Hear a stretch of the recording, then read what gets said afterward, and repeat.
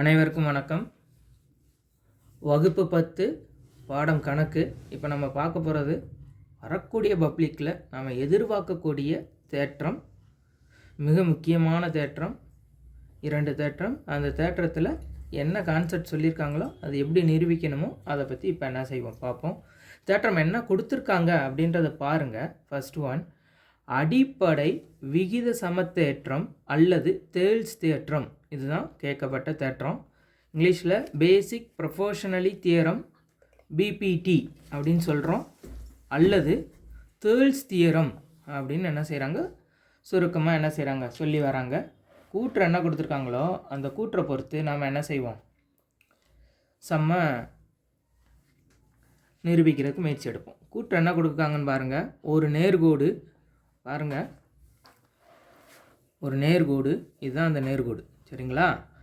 அந்த நேர்கோடு ஒரு முக்கோணத்தின் ஒரு பக்கத்திற்கு இணையாகவும் மற்ற இரு பக்கங்களை வெட்டுமாறும் வரையப்பட்டால் அக்கோடு அவ்விரண்டு பக்கங்களையும் சமவிகிதத்தில் பிரிக்கிறது.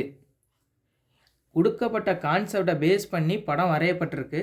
படத்தை வச்சு திரும்ப ஒருக்க சொல்கிறேன், யோசிச்சு பாருங்கள்.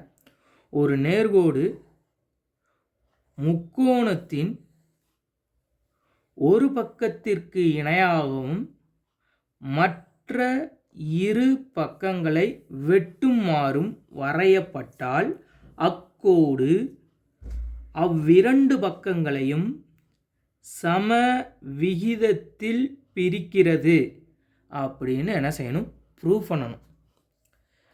கொடுக்கப்பட்டதில் நிரூபணம் என்ன கொடுத்துருக்காங்க அப்படின்னு பார்த்தீங்கன்னா, முக்கோணம் ஏபிசியில், முக்கோணம் ஆல்ரெடி நம்ம எழுதியிருக்கோம், ஏபிசியில் டி என்பது ஏபியின் மீதுள்ள புள்ளி, இ என்பது ஏசியின் மீதுள்ள புள்ளி, சரிங்களா? நெக்ஸ்ட் ஒன், நிரூபிக்க வேண்டிய கருத்து என்னன்னு பாருங்கள். A D by D B that's equal to AE by EC. அதாவது ஏடி, முக்கோணத்தை நல்லா யோசிச்சு பாரு, A D by D B that's equal to AE by EC. இதுதான் நம்ம ப்ரூவ் பண்ண வேண்டியது அப்படின்னு என்ன செஞ்சுருக்காங்க, கொடுத்துருக்காங்க. நம்ம ப்ரூவ் பண்ணவும் போகிறோம். நெக்ஸ்ட் ஒன், டிஇ, முக்கோணத்தினுடைய நடுவில் போகுது பார்த்தீங்களா, அந்த கோடு எதுக்கு இணையாக வரையப்பட்டதுன்னா பிசின்ற கோடுக்கு இணையாக வரையப்பட்டது. இப்போ கொடுத்ததில் என்னென்ன கான்செப்ட்லாம் இருக்குது, அதை நம்ம எதெல்லாம் சொல்லி ப்ரூவ் பண்ண போகிறோம் அப்படின்றத என்ன செய்வோம் பார்ப்போம், சரிங்களா? கூற்று என்னது, காரணம் என்னது, இந்த ரீசனை வச்சு நான் சொல்கிறேன். Angle ABC that's equal to angle ADE, இது முதல் ஆங்கிள். நம்ம படத்தை வச்சுக்கிட்டே யோசித்து பார்க்கணும். படம் எவ்வாறாக கொடுக்கப்பட்டதோ அந்த படத்தில் ஒன்றாவது என்ன அப்படின்றத யோசிச்சுக்கிடுவோம். இப்போது ஏபிசி, ஏபிசி ஒன்றுன்னு குறிச்சிருக்கோமா, ஏடிஇ ஒன்றுன்னு குறிச்சிருக்கோமா, நடுவில் இருக்கிறது தான்ப்பா ஆங்கிள். அந்த ஆங்கிளை தான் நம்ம என்ன செஞ்சுருக்கோம், கொஷினில் போட்டு காமிச்சிருக்கோம். இந்த ஆங்கிளை தான் கொஷினில் போட்டு காமிச்சிருக்கோம். ABC that's equal to ADE that's equal to 1. காரணம் பாருங்கள், ஒத்த கோணங்கள் சமம், ஏனெனில் DE that's equal to BC. அதாவது இந்த டிஇங்கிற இந்த கோடானது, இந்த டிஇன்ற கோடானது பிசிக்கு எப்படி இருக்குன்னா இணையாக இருக்குது. அந்த கான்செப்டில் இங்கே என்ன செஞ்சுருக்கோம் சொல்லியிருக்கோம். நெக்ஸ்ட் ஒன், கொஷினில் என்ன இருக்குன்றது என்ன இருக்கா பாருங்கள். ACB that's equal to angle AED, நடுவில் இருக்கதான்ப்பா ஆங்கிள், சிங்கிற ஆங்கிள், ஈங்கிற ஆங்கிள் தட்ஸ் ஈக்குவல் டு ரெண்டாவது ஆங்கிள்னு சொல்கிறோம். ரீசன் என்னன்னு பார்த்தீங்கன்னா, ஒத்த கோணங்கள் சமம், ஏனெனில் டிஇ இணை பிசி. ஆல்ரெடி நம்ம இந்த படத்தில் ஏற்கனவே திரும்பவும் பார்த்ததை தான் திரும்பவும் என்ன செய்ய போகிறோம், பார்க்க போகிறோம். ரெண்டாவது கோணம் எங்கே இருக்குன்னா இந்த இடத்துல இருக்குது, பெரிய முக்கோணத்தில் இங்கே இருக்குது. பெரிய முக்கோணத்தை பொறுத்தளவு ஏசிபி, ரெண்டாவது சின்ன முக்கோணம் உள்ளே இருக்குல்ல அந்த முக்கோணத்தை பொறுத்தளவு ஏஇடி, அது 2 அப்படின்னு போட்டு காமிச்சிருக்கோம். அண்டர்ஸ்டாண்ட்? இதில் மூணாவது என்ன காரணம், என்ன கான்செப்ட் கொடுத்துருக்காங்க அப்படின்றத பாருங்கள். DAE that's equal to BAC that's equal to 3. சரிங்களா? இரு முக்கோணங்களும் ஒரு பொதுவான கோணத்தை கொண்டுள்ளது. ரெண்டு முக்கோணம் இருக்குது அப்படின்றத நம்ம சொல்கிறோம். அந்த ரெண்டு முக்கோணம் என்னது? ABC ஒரு முக்கோணம், ADE another one முக்கோணம். இந்த முக்கோணத்தில் ABC அதில் பொதுவானது A, ADE அதுலேயும் A இருக்குது, ஏபிசிலையும் ஏ இருக்குது, ஏடிஇலையும் ஏ இருக்குது. அப்போ இந்த கோணம் தான் பொதுவான கோணம். அதான் மூணாவது கான்செப்டில் சொல்லியாச்சு. சரிங்களா? ஸோ இதுக்கப்புறம் நம்ம பார்க்க போகிற கான்செப்ட் என்ன அப்படின்னு பார்த்தீங்கன்னா, முக்கோணம் ஏபிசியை எடுக்கிறோம், ப்ரொஃபஷனலாக இருக்கக்கூடிய முக்கோணம் ஏடிஇயை எடுக்கிறோம். இந்த ரெண்டு முக்கோணத்துலேயும் என்ன விதியை பயன்படுத்துகிறோம்னா, 3 பக்கங்களும் சமம் அப்படின்ற விதிப்படி நாம் இங்கே எழுத போகிறோம். என்னன்னா ஏபி பை ஏடி, ஏபிங்கிறது ஒரு சைடு, ஏபிங்கிறது ஒரு side by A D, A B by AD.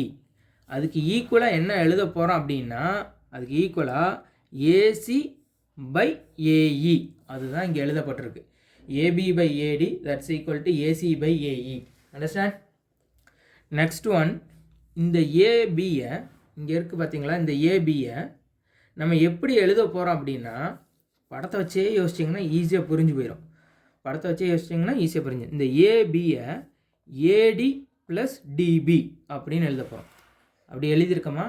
AD plus DB, AD plus DB, எப்பயும் போல் டினாமினேட்டரில் இருக்கக்கூடிய ஏடி எழுதியாச்சு. தட்ஸ் ஈக்குவல் டு, இந்த ஏசி எப்படி எழுத போகிறோம் அப்படின்னா, ஏஇ ப்ளஸ் இசி. படத்தில் யோசிச்சிங்கன்னா உங்களுக்கு ஈஸியாக புரிஞ்சு போகும். ஏஇ ப்ளஸ் இசி, அது மாதிரி என்ன செஞ்சாச்சு, இங்கே எழுதியாச்சு. டினாமினேட்டரில் எப்பயும் போல் ஏஇ தான். சரிங்களா? ஸோ ரீசனில் ஒத்த பக்கங்கள் சமம் அப்படின்ற கான்செப்டில் எழுதியிருக்கோம். டி கமா இ என்பது ஏபி கமா ஏசியை என்ன செய்யுது, பிரிக்குது அப்படின்னு சொல்கிறோம். டி கமா இ என்பது ஏபின்ற பக்கத்தை டிங்கிற புள்ளியும், ஏசிங்கிற பக்கத்தை ஈங்கிற புள்ளியும் பிரிக்கிறது. நெக்ஸ்ட் ஒன் என்ன எழுதியிருக்கோன்னு பாருங்கள். தனித்தனியாக எடுத்து எழுதியிருக்கோம். எப்படி எழுதியிருக்கோம் யோசிச்சு பாருங்கள். இந்த AD plus DB by AD இருக்குது, AE plus EC by AE இருக்குது. இப்போ இந்த ஏடிங்கிறது இந்த ஏடிக்கும் பேஸ் அது தான், இந்த டிபிக்கும் பேஸ் அது தான். அதனால் நான் ஸ்ப்ளிட் பண்ணி தனித்தனியாக எழுதிட்டேன். தட்ஸ் ஈக்குவல் டு, இந்த ஏஇங்கிறது இந்த ஏஇக்கும் பேஸ் இது தான், பகுதி இது தான், இசிக்கும் பகுதி இது தான். அதே மாதிரி ஸ்ப்ளிட் பண்ணி எழுதிட்டேன். A E by A E plus EC by A E அப்படின்னு எழுதியாச்சு. இந்த ஏடிக்கு ஏடி கேன்சல் ஆனதுனால 1 வந்திருக்கு, ஏடிக்கு ஏடி கேன்சல் ஆனதுனால 1 வந்திருக்கு. ப்ளஸ் டிபி பை ஏடி, அது அப்படியே தான் எழுதியிருக்கேன், ஒன்றும் பண்ணலை. அதே மாதிரி இங்கே இருக்க ஏஇக்கு ஏஇ கேன்சல் ஆயிடுச்சு. அப்போ மீதம் என்ன இருக்கும், கேன்சல் ஆனது போக, கேன்சல்னால் கழிச்சல் நினச்சிடக்கூடாது, வகுத்து நம்ம என்ன செஞ்சுருக்கோம், 1 எழுதியிருக்கோம். Plus EC by A E. சரிங்களா? நெக்ஸ்ட் ஒன், அடுத்த கான்செப்ட் என்ன இருக்குது அப்படின்றத பாருங்கள். ரெண்டு பக்கத்துலேயுமே 1 இருக்கிறனால ரெண்டையுமே இப்போ தான் கழிக்கிறோம். ஒன்று இதை இங்கிட்டு கொண்டு வரையில கேன்சல் ஆயிரும், இல்லை இது இங்கிட்டு கேன்சல் வந்துச்சுன்னா இந்த 1 ஈக்குவல் தாண்டி வந்துச்சுன்னா மைனஸ் மாதிரி கேன்சல் ஆயிரும். அப்படி தான் நம்ம இருபுறமும் 1 என்ன செய்கிறோம், நீக்கி விடுறோம். அது நீக்கினது போக D B by A D that's equal to E C by A E அப்படின்றது கிடைக்குது. அப்போ அதை ரெசிப்ரோக்கல் பண்ணுறோம். அதை என்ன செய்ய போகிறோம், ரெசிப்ரோக்கல் பண்ண போகிறோம். அப்போ ரெசிப்ரோக்கல்னால் தலைகீழ் பண்ண போகிறோம். அப்போ இந்த ஏடி எங்கே வரப்போகுது, தொகுதிக்கும், இந்த டிபி பகுதிக்கு வரப்போகுது. தட்ஸ் ஈக்குவல் டு எழுதியாச்சு. அதே மாதிரி இந்த ஏஇ தொகுதிக்கு வருது, இந்த இசி பகுதிக்கு வரப்போகுது. தட்ஸ் ஈக்குவல் டு எழுதியாச்சு. தலைகீழ் என்ன செஞ்சுருக்கோம், எடுத்திருக்கோம். தலைகீழ் என்ன செஞ்சுருக்கோம், எடுத்திருக்கோம். ஸோ நிரூபிக்க வேண்டிய கான்செப்ட் இது தான். A D by D B that's equal to A E by E C. First நிரூபிக்க வேண்டிய கான்செப்ட்டு இது தான் அப்படின்னு சொல்லி நம்ம ஏற்கனவே எடுத்துக்கிட்டோம். A D by D B that's equal to A E by E C. இந்த கான்செப்டை கரெக்டாக என்ன செஞ்சு கொண்டு வந்துட்டோம், நிரூபிக்க அப்படின்றதில் நிரூபித்து காமிச்சாச்சு. எப்படி நிரூபிச்சிட்டோம்? AD/DB தட்ஸ் ஈக்குவல் AE/EC அப்படின்னு நிரூபிச்சாச்சு. தேற்றம் நிரூபிக்கப்பட்டது. சரிங்களா? அடுத்த தேற்றத்தை நாம் என்ன செஞ்சுருவோம்? பார்த்துருவோம். அடுத்த தேற்றம் என்னதுன்னு பார்த்தீங்கன்னா மிக முக்கியமான தேற்றம். திரும்ப திரும்ப என்ன செஞ்சது? பப்ளிக்கில் கேட்கப்பட்ட தேற்றமும் கூட. பப்ளிக்கில் கேட்கப்பட்ட தேற்றம். இதை நெக்ஸ்ட் வீடியோவில் என்ன செஞ்சுருவோம்? பார்த்துருவோம், காமிக்கிறேன்.